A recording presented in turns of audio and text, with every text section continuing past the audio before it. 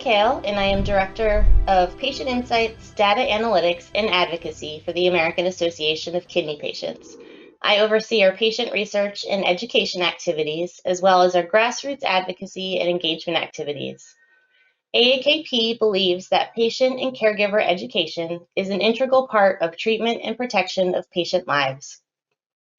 We have incorporated into our Center for Patient Research and Education the latest polling and engagement technologies to ensure that kidney patients take a central role in informing the federal, academic, and private sector research, shaping the next generation of healthcare services, assistance programs, and innovative new treatments.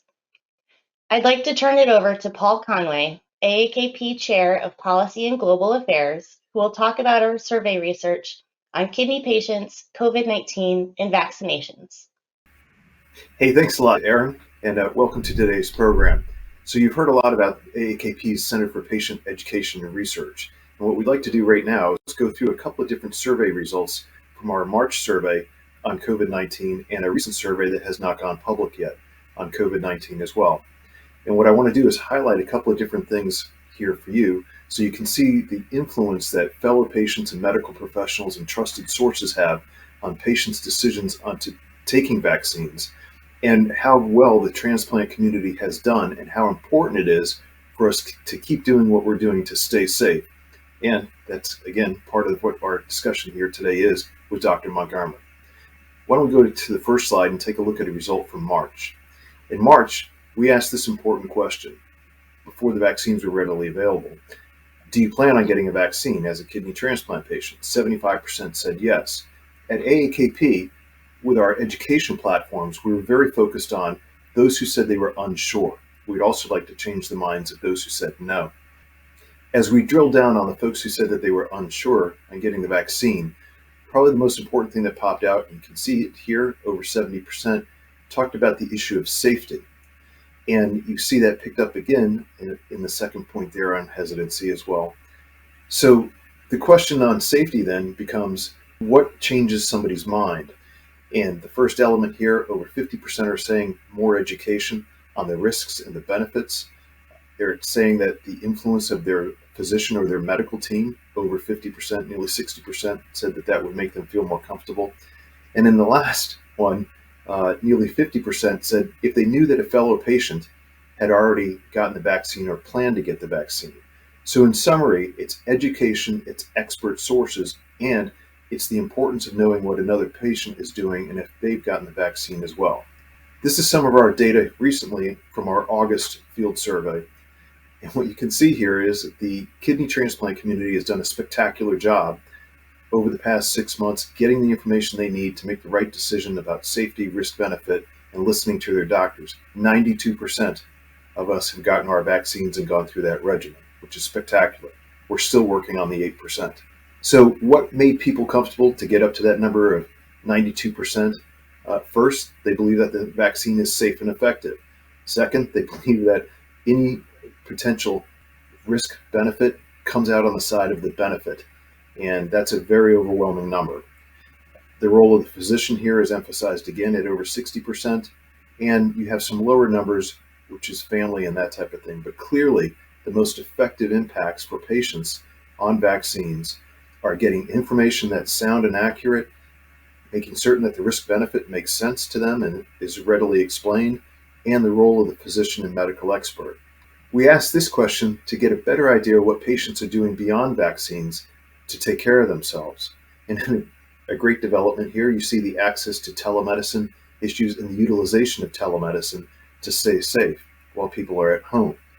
You also see that people are taking the initiative, patients, to avoid going to public places and to avoid family gatherings and social events to make certain that their risk profile is reduced as much as possible. These different methods, in addition to the vaccines, are what patients are adopting on their own initiative to stay safe. So this is probably the most important one as we go on to our speaker, which is, what do you imagine the impacts and the effects of the pandemic? How is it going to end? And in this one, you'll see that overwhelmingly, patients believe that there'll always be some type of risk with COVID that's present. And that's important because what it says is there's a high sensitivity to risk. And that's something that we can work with as advocates and as an organization because we can build our education programming on top of that with medical experts like Dr. Montgomery. So at this point, I'd like to turn things back to Erin. And Erin, why don't you go ahead and introduce Dr. Montgomery? I think everyone who's watching and listening to this will find that Dr. Montgomery, far more than being a medical expert, he's a patient just like us in so many ways. Thank you. Thank you, Paul. I would now like to introduce Dr. Robert Montgomery.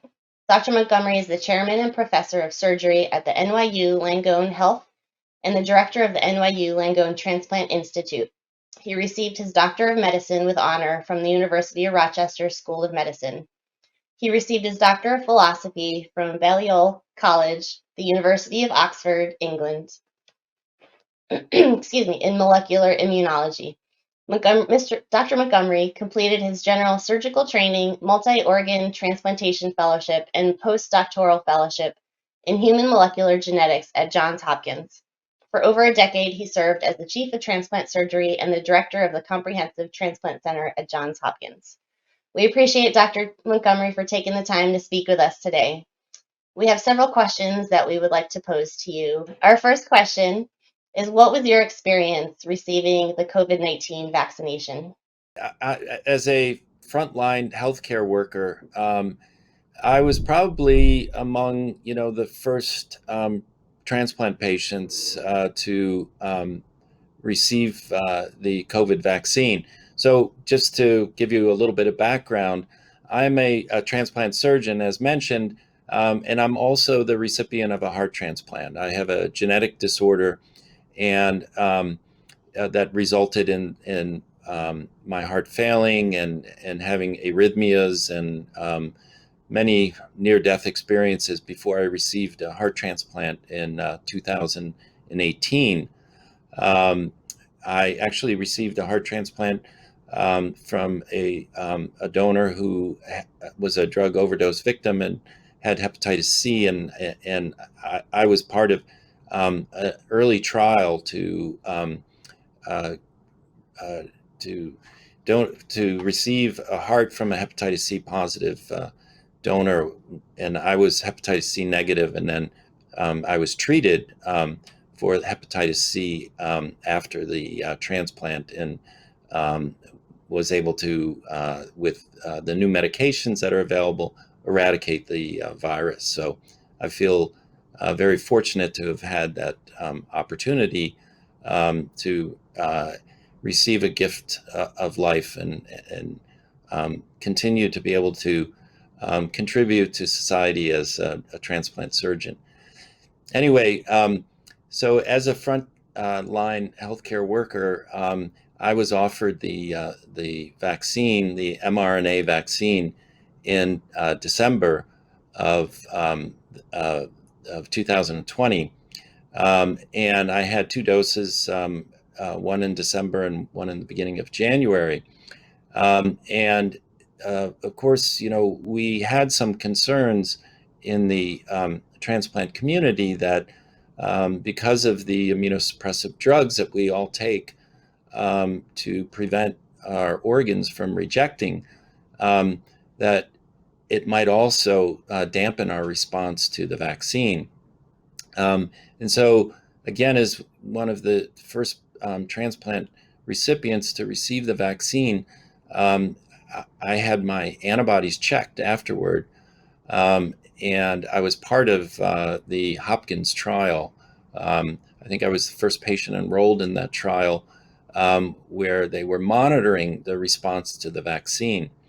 And so I received the results of the antibody screen, and I wrote an email to the Dr. Segev, who was running that trial, and the title of the email was "Houston, we have a problem," because indeed I had no response, no antibody response to the first two doses of the Pfizer vaccine.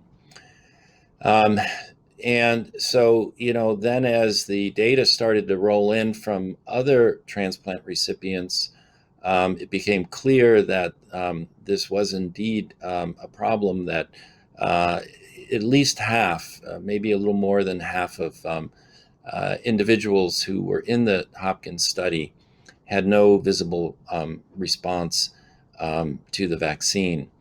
And the NYU Langone Hospital administrators were aware that I hadn't responded. And again, because I was a practicing transplant surgeon and seeing a lot of patients who were infected or potentially infected, they offered me a third dose of the vaccine, and the vaccine that they had at that time was the J&J, and so I did receive an additional dose, and that was in February of this year. And when we rechecked my antibodies, I had a very vigorous response to that third dose. So now, as time went on, it became clear that this was a story that, was playing out with most transplant patients. And so we publicized, this information. You may have seen some articles in the press that included the Hopkins study, and also interviewed me about, my experience. And so, full circle, now we have, as a transplant community, an opportunity to receive a third dose. Not quite the way I did it, because it was kind of uninformed at the time, but the CDC and the FDA is offering the opportunity to receive a third dose of the mRNA vaccine that you had originally received for the first two doses. And unfortunately, they don't have, a clear picture yet about the J&J vaccine, and have not made a recommendation for the patients who received J&J as their primary vaccine. We have somebody that reach out to us. They are a post-transplant recipient of 49 years, which is amazing. They developed antibodies 1 month after their second Pfizer vaccine. However, at the 3-month mark, their antibody count dropped by a half. Can you tell us if there's any benchmark of how many antibodies you need to be protected from COVID, and if the third dose will be recommended for all transplant patients? Yeah, so that's a great question, and unfortunately, there's still a lot we don't know about this story. It's being written as we speak, and one of the things that's a bit unclear is, what is the antibody level that is protective, that is sufficient in order to prevent infection. And now with the Delta variant, we know that even non-immunosuppressed patients can become reinfected, who are fully vaccinated. And so, as Delta becomes the dominant, or has become the dominant variant, the question is also, what level of antibody will protect you from severe disease, which is kind of, I think, the more pertinent question now. And again, we don't have clear data, although there are some, benchmarks that have been informative. And so really, I think at the end of the day, because of that lack of clarity, the CDC has not recommended that you have your antibodies checked prior to receiving the third dose of the vaccine. So they are recommending that all solid organ transplant patients receive a third dose. But again, if your first dose was not one of the mRNA vaccine, in other words, if it was a J&J vaccine, there's not a clear recommendation at this point for what should happen in that particular case. I'm told that that information will be coming out in the near future, but right now the recommendation is that those who received either the Pfizer or Moderna mRNA vaccines who have a transplant, so all patients who've had a kidney transplant would be included, should receive a third dose of their primary vaccine. So if your primary vaccine was Pfizer, a third dose of Pfizer. If it was Moderna, a third dose of Moderna. And you should do that without having your antibody levels checked before receiving the third dose. And the third dose should be given in no less time than a month after the second dose. So you should, if you've just received the second dose within the past month, you should wait. And then I think it's going to be up to the physicians who are caring for the patient as to whether or not they check an antibody dose after the third dose, or an antibody level rather after the third dose. Now, the phenomenon that the viewer described is a kind of a separate issue from what we're talking about. So the question was about the antibody waning or falling off. So one of the things that the CDC, made really clear is that the third dose should not be referred to as a booster dose, because a booster dose is usually given when someone does have a good response to a vaccine, but that level of antibody starts to decrease over time. And then they would receive a booster to bring the level back up to where they had been. In the case of immunosuppressed patients, what we're seeing is at least half of them don't respond to the vaccine at all. So the third dose, from the research that's out there, it suggests that a third dose will very significantly increase the likelihood of a primary response. So in the case of the person who asked this question, it sounds like they had a primary response that was pretty good, but then the antibody level dropped over time. And so slightly different question, but this would be a situation where, we would normally give what we call a booster to boost that level back up. And so, again, one of the things we don't have a full picture on in the immunosuppressed patients is how, if they did have a primary response, how sustained that primary response to the vaccine is. We're just learning that now, but it looks like for this particular patient who's asking the question that they had a good primary response, but then it dropped, below a level that whoever interpreted it thought was protective. Does that answer the question, Erin? I think it does. Thank you. So it's there's still a lot of questions out there, but it sounds like this third dose will ultimately help build those antibodies. Yeah, in the majority of the patients who didn't have a response to the first two doses, the research has shown that a third dose is likely to give them a response, but it's not 100%, I'm afraid.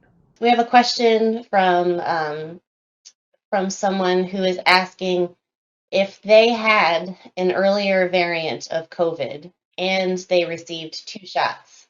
Does that make it three, doses? Do they need to get the third dose?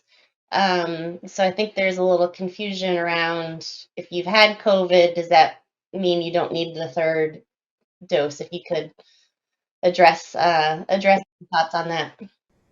Yeah, so we know quite a bit about the question you asked for patients who are not immunocompromised. So if you're not immunocompromised, if you haven't had a transplant, and you had COVID, an earlier variant of COVID, maybe the original um, that was part of the early pandemic a year and a half ago.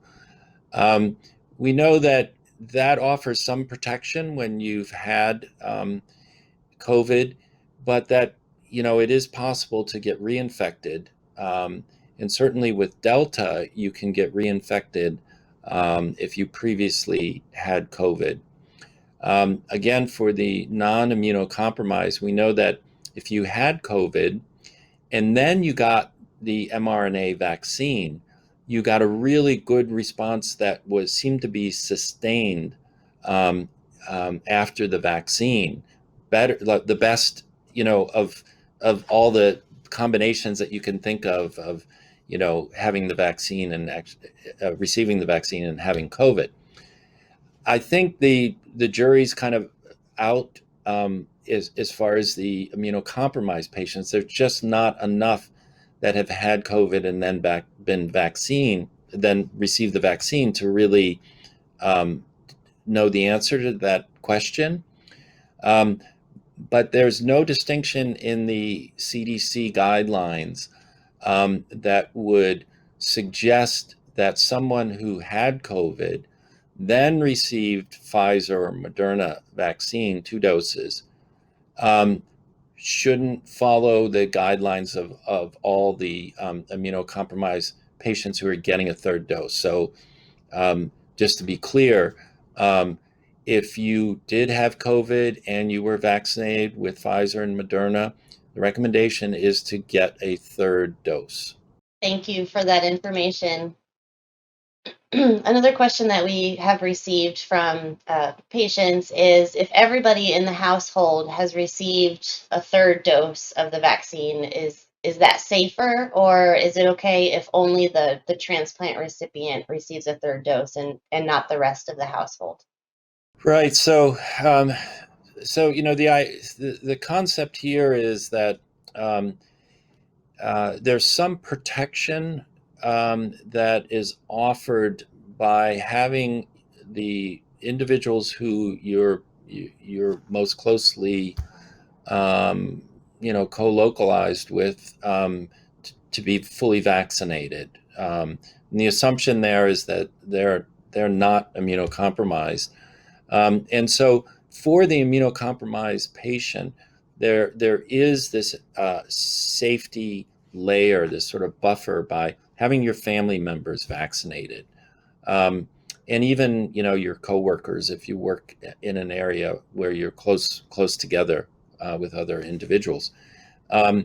And so the but the idea of the third dose really is just for the immunocompromised patient who might not have had a primary antibody response to the 2 doses of the vaccine.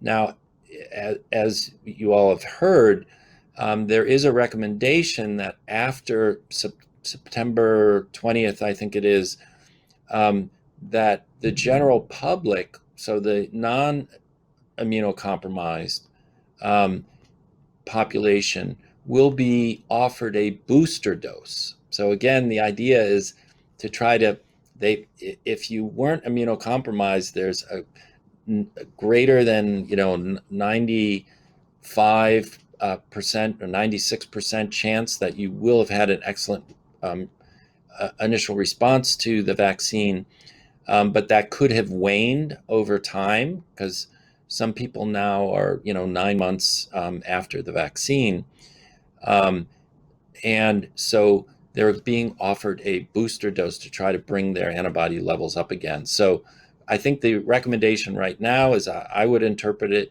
is the immunocompromised patient, the transplant patient, should receive a third dose immediately. And then once the booster doses are available to the general public, then their family members should receive a booster dose in order to offer that extra line of protection. Thank you. Do you recommend that transplant patients who do get a third dose, that they still wear a mask and practice social distancing and whatnot, around family and friends? Yeah, that's a great question, Erin. So, you know, the idea here is that the third dose is being given without the recommendation of checking antibody, and so we're not going to know for sure whether there was a initial response to the vaccine, and I think in many cases people aren't going to automatically get their antibodies checked after the third dose.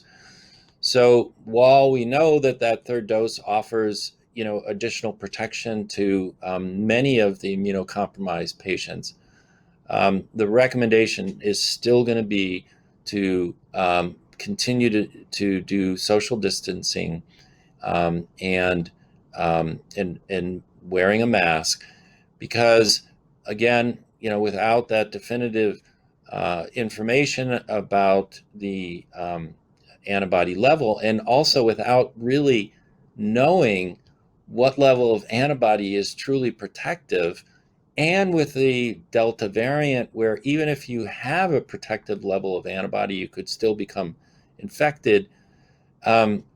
It's just too risky in the current, environment, where Delta is so prevalent, to take any chances that you wouldn't have taken a year and a half ago when this started. So, again, we know the vaccine very significantly reduces the severity of COVID and can prevent severe disease and death. And we know that transplant patients, at least initially, during the surge here in New York, had a very high mortality rate, up to 25%, when they were symptomatic from COVID and in the hospital. So 3 doses of the vaccine will offer the vast majority of patients a level of protection that should prevent severe disease and death. And that's really what you're going for. That's what you're trying to achieve currently, particularly with Delta. But the best thing is to never get it. And we are seeing, some of the symptoms, the so-called long COVID symptoms that last for a long time in patients who were minimally symptomatic. And so, again, the best thing is to avoid infection and avoid the risk. And the vaccine should just be seen as something that, increases your level of safety, but shouldn't be relied upon completely. Thank you. Very important words. And one final question for you. What would you say to someone who is hesitant to receive the vaccine, even that first dose? And you might want to answer this in 2 parts. One as a transplant recipient yourself, and then another as a transplant surgeon and healthcare provider. Yeah, I mean, I certainly understand that this is, a new frontier, and this is a novel virus, and some of the mechanisms, that of the vaccines that we're using are relatively new, and people do have concerns, that about the safety and longer term effects. Some people just really are opposed to vaccines in general. What I can say as someone who was in New York during the surge, between March and April of 2020, is that we lost over 300 transplant patients in New York, and that this is a very, very serious disease that is the most horrific infection that I've seen, and it's particularly bad in transplant patients. And again, I'm a living example of a transplant patient who was among the first to be vaccinated. And I really, even though we didn't know at the time how safe this vaccine was going to be for transplant patients, I couldn't imagine anything worse than what I had seen in terms of transplant patients who got COVID. And so I had no hesitancy myself to get the vaccine before anyone else had gotten it. And I still, now we have a lot of data. A lot of transplant patients have received the vaccine. And one thing I can say is it appears to be very safe. It's not as effective as we had hoped, but it's safe. And so I would just encourage, unless you are, are okay with, spending years in isolation, that you should get the vaccine. It truly is the right decision to make. Thank you so much, Dr. Montgomery. We appreciate you sharing information about the COVID-19 vaccine, the recommendation for the third dose for immunocompromised individuals, including solid organ transplant recipients, and of course, your personal experience as a heart transplant recipient.